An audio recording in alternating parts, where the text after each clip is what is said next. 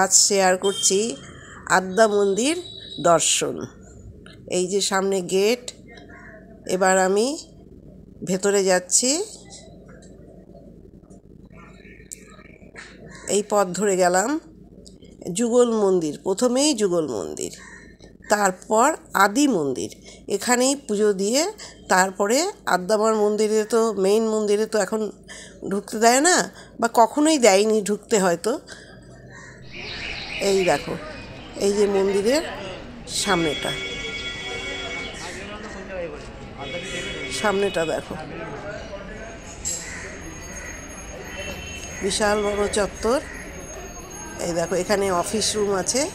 এখানে আমরা ভোগের কুপন কেটে নিয়েছিলাম, 80 টাকা করে ভোগের কুপন। 12টা পর্যন্ত কুপন পাওয়া যায়। সকাল 8টা থেকে 12টা পর্যন্ত এখানে কুপন পাওয়া যায়। আর 12:30টা থেকেই ভোগ প্রসাদ দেওয়া হয়। আমরা এখানে ভোগ গ্রহণ করেছিলাম। আমার তো খুব ভাল লাগে, আমি বহুবার এসেছি আদ্যা মন্দিরে। আদি মন্দিরে পুজো দিয়ে নিতে হয়, আর মেইন যে আদ্যা মন্দির যেই জায়গাটা, সেখানে তো কারোরই প্রবেশ নিষেধ।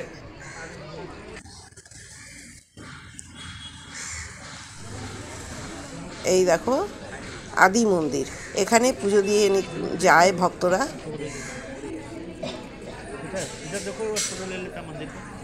এটা আদি মন্দির।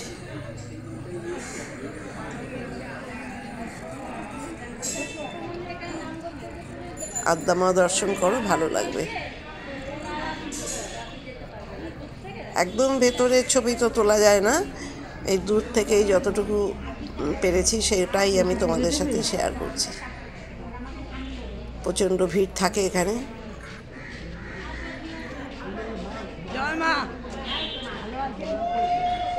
এই সব মন্দিরের ভেতরের অফিস রুম আছে, গেস্ট হাউস আছে।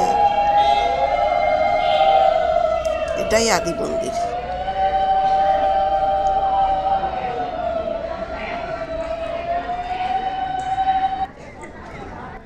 এখানেই সবাই প্রথমে পুজো দিয়ে নেয়, তারপর 10:30টা থেকে আদ্যা মন্দির খোলে।